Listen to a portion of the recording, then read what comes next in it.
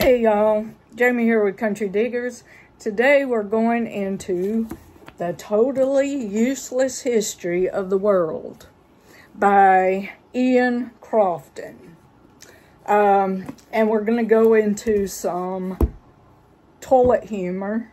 And I don't know about y'all, but I kind of like toilet humor. But anyway, it's going to be alright. It seems we have the Romans to thank for legalizing flagellants.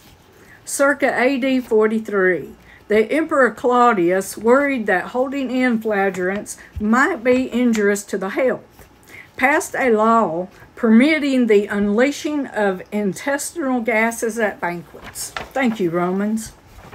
And then we go to circa AD 70, a tax on public lavatories.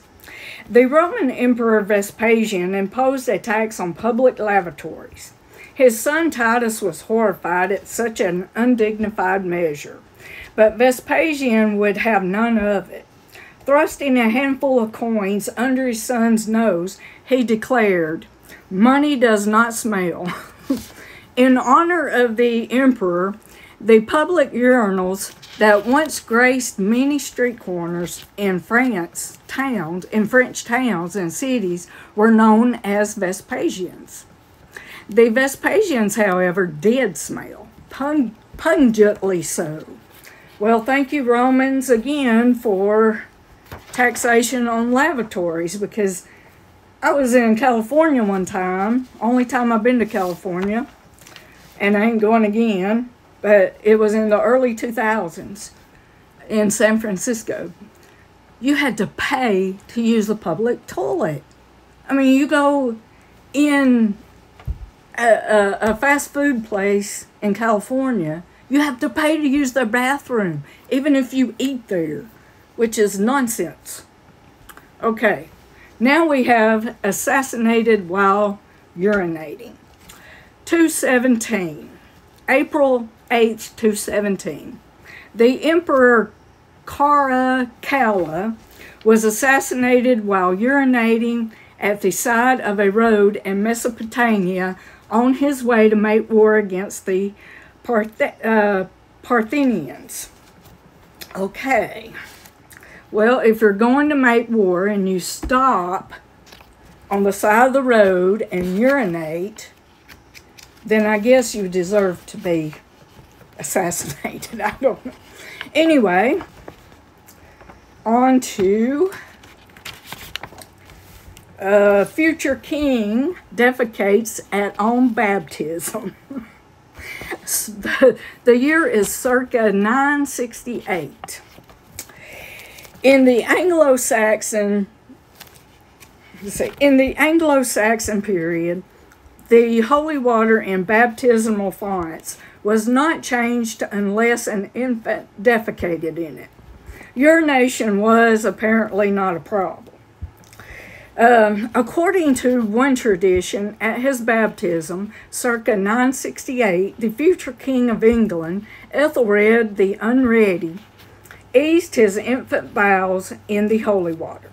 Dunstan, the Archbishop of Canterbury, presiding over the ceremony, declared that this portent foretold the overthrow of the English monarchy.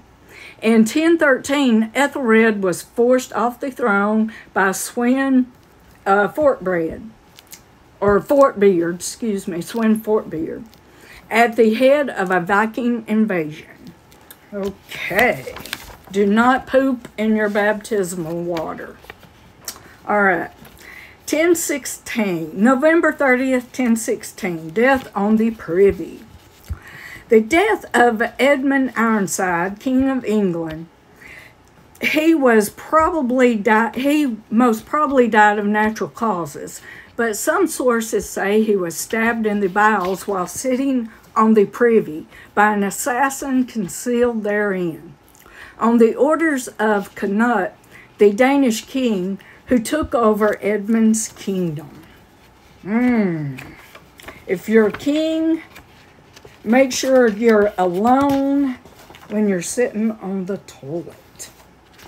Okay, then we have, let's see, who do we got now? Hold on a minute. Alrighty. We have, in 1739, ladies and gentlemen gained separate facilities, which surely happened way, way earlier. Okay. The first segregated toilets for men and women were made available at a ball in Paris. So thank you, France, for separating ladies and gentlemen, men and women. All right, then we have, let's see who we got now. Okay, here we go. We have, in March 23rd, we have the Empress's Little Problem, which Karl Marx wrote to Frederick Engels concerning the Empress Eugenie, the consort of Napoleon III. That angel suffers, it seems, from a most indelicate complaint. She is passionately addicted to farting and is incapable, even in company, of suppressing it. At one time, she resorted to horse riding as a remedy. But this having now been forbidden by her Bonaparte, she vents herself. It's only a noise, a little murmur, a nothing, but then you know that the French are sensitive to the slightest puff of wind. Okay. Oh, how true. I'm sorry, but that's true about the French. They change like the wind. They blow like the wind. Okay, now we go to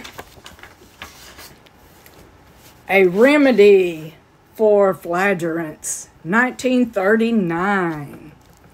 A patent application was lodged for the windbag, designed for the receiving and storing of gas formed by the digestion of foods. A tube linked the rectum to a collection chamber while the device was held in place under one's clothes by a belt. I'm glad that didn't catch on. Okay, hope y'all enjoyed. See you back soon.